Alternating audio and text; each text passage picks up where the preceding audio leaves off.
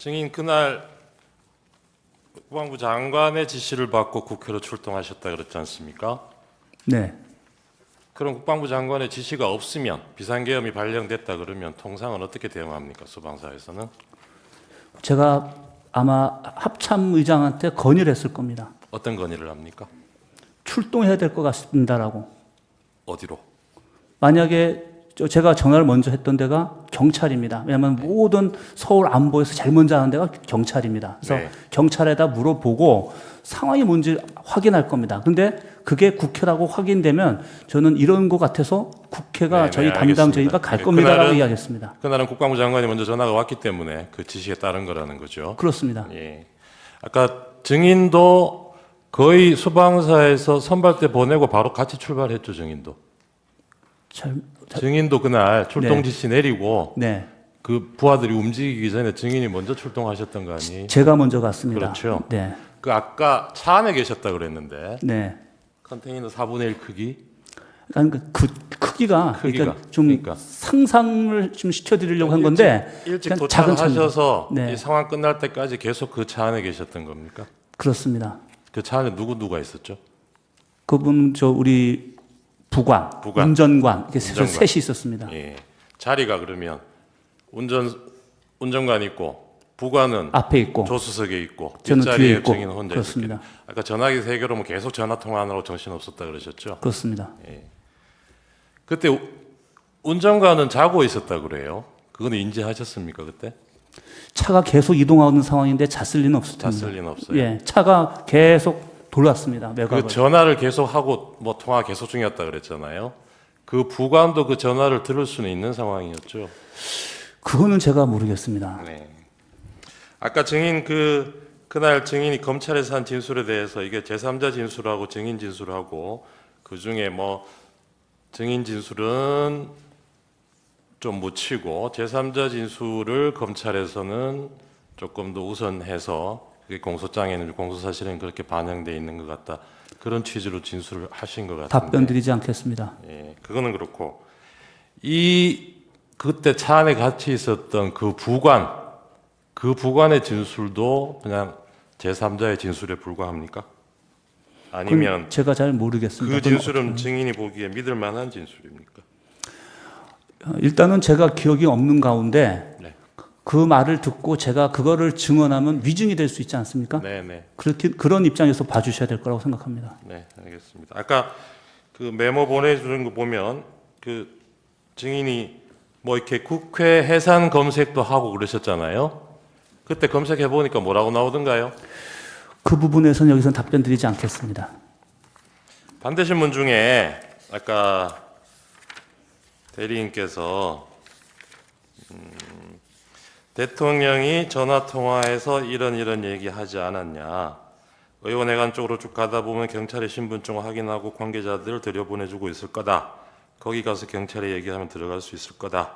이렇게 얘기하지 않았냐고 물었는데 증인 답변을 안 하셨어요. 이 부분도. 네, 근데 원래 증언 거부할 수 있는 거는 네, 본인이 네, 유죄 판결 받을 수 있는 사실이 드러날 염려가 있을 경우에 안 할 수 있는 겁니다. 네. 근데 지금 이 내용은 만약에 대통령이 이런 얘기 했으면 대통령한테도 그렇고 증인한테도 그렇고 유리하면 유리하지 불리할 게 하나도 없는 얘기예요.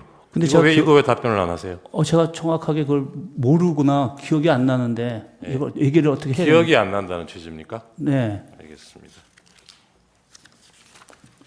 아까 증인 병력 투입 지시가 개헌법에 따른 적법한 지시라고 받아들였다. 이런 취지로 얘기하셨어요.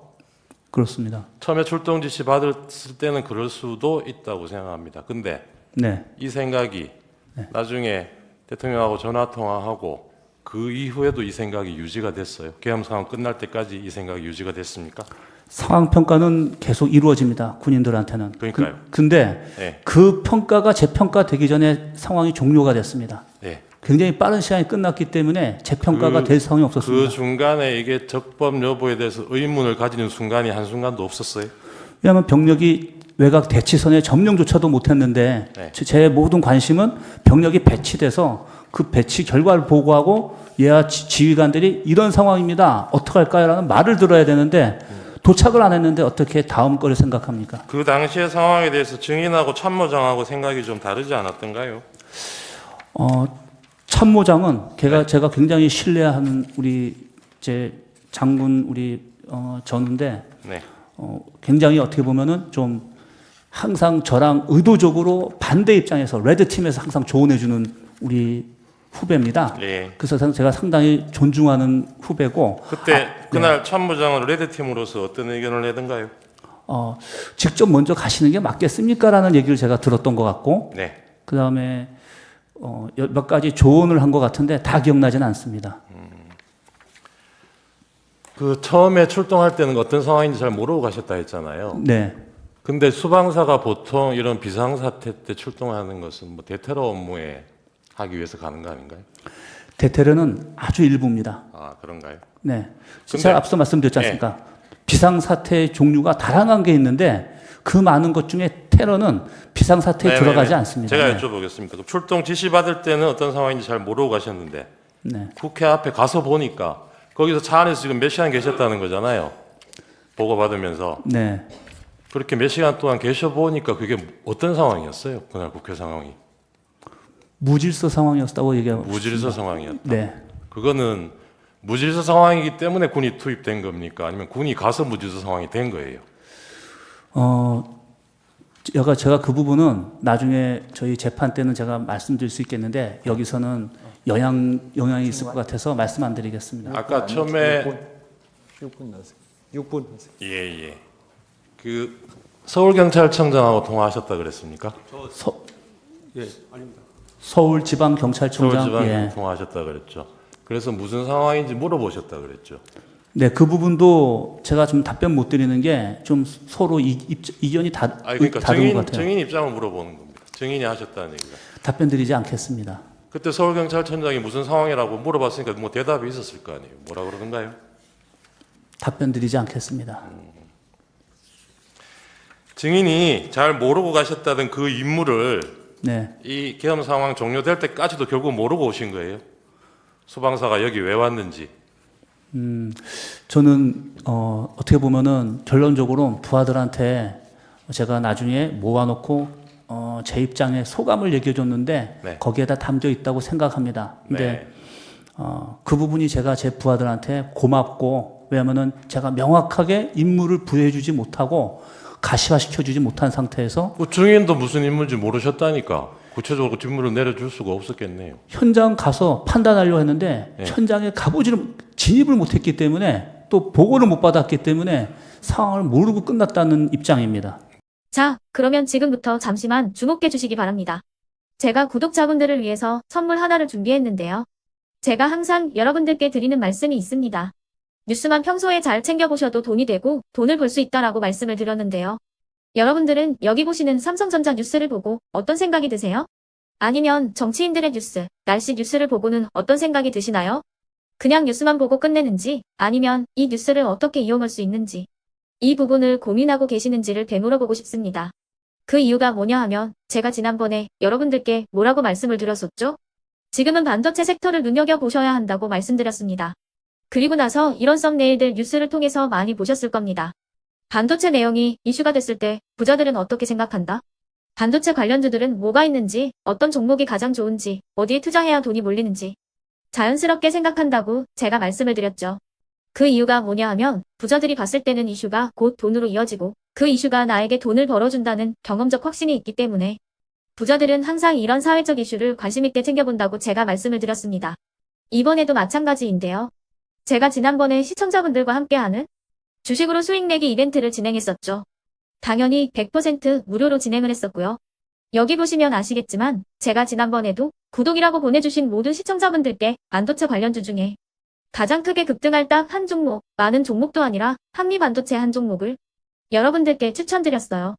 그러면서 여기 나와 있는 대로 정확히 얼마에 매수해야 하는지, 그리고 수익률이 어느 정도 나왔을 때 팔아야 하는지를 이런 부분들까지 여러분들에게 정확히 알려드렸었는데 지금 실제로 어떻게 되었다? 오른쪽을 보시면 아시겠지만 제가 지난번 문자 발송으로 이 한미 반도체를 소개해드리고 나서 실제로 이렇게 5배 이상 어마무시한 상승이 나왔습니다. 100만 원만 투자를 했어도 무려 500만 원이 넘는 수익금이 생긴 거죠. 그래서 당시에도 굉장히 많은 분들이 제가 드린 이 한미 반도체로 수익을 내실 수가 있으셨을 텐데요. 다시 한번 축하드린다고 말씀을 드리겠고 이번에도 마찬가지입니다. 앞으로도 2024년, 2025년 계속해서 기대해볼 섹터는 AI입니다. 그 중에서도 AI 반도체는 그 누구도 부정할 수 없는 미래 성장 산업입니다. 그러면 우리가 어떻게 생각해 볼 수 있을까요?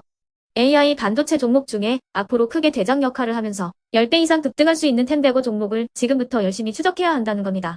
큰 돈을 투자하지 않더라도 월급의 일부분 아주 소액이라도 이 종목을 모아가야 수백 %의 수익률을 손에 쥘 수 있는 것이죠. 지금 여러분이 보고 계시는 이 유튜브 또한 AI 반도체와 아주 밀접한 연관이 있고 반도체야말로 대한민국의 핵심 산업으로 앞으로 더더욱 시장은 성장할 수밖에 없습니다. 그렇기 때문에 제가 이번에도 뭘 보내드리고 있냐면 지난번과 똑같이 구독이라는 문자를 보내주시면 제가 AI 반도체 관련주 중에 앞으로 대장주 역할을 하면서 주가가 가장 크게 급등할 한 종목을 여러분들께 문자 발송으로 종목명과 사고 파는 시점을 모두 알려드릴 건데요. 그 문자를 받고 여러분들이 주식으로 돈 버는 연습을 한번 해보셨으면 좋겠고요. 혹시라도 나는 주식을 하지 않는다 하시는 분들은 주변에 주식하시는 지인분들에게 말씀을 해주셔도 되고요. 아니면 연세가 있으셔서 투자가 어렵다 하시는 분들은 이 종목을 자녀분들에게 한번 사봐라. 이걸로 한번 수익을 내봐라. 이렇게 조언을 해주실 수도 있는 거겠죠. 그래서 지금 이 영상을 보시는 시청자분들 중에 나도 이번 종목이 좀 궁금하다 하시는 분들은요. 누구나 상관없이 그리고 어느 시간대나 상관없이 부담없이 010-2514-5930번으로 구독이라는 문자 보내주시면 제가 이번에도 똑같이 무료 추천 급등주 문자를 보내드리겠습니다. 이해되시겠죠? 제 번호 010-2514-5930번으로 구독이라는 문자 보내주시면 여러분들이 직접 이슈를 통해서 돈 버는 연습을 해보실 수가 있는 거고 제가 돈을 받는 것도 아니고 투자를 대신해 드리는 것도 아니기 때문에 부담 없이 신청해 주시면 되는 겁니다. 그리고 수익이 나면 저는 다른 것은 하나도 바라지 않습니다. 제 채널에 구독, 좋아요 한 번씩만 눌러주시라 이렇게 다시 한번 말씀을 드리겠습니다.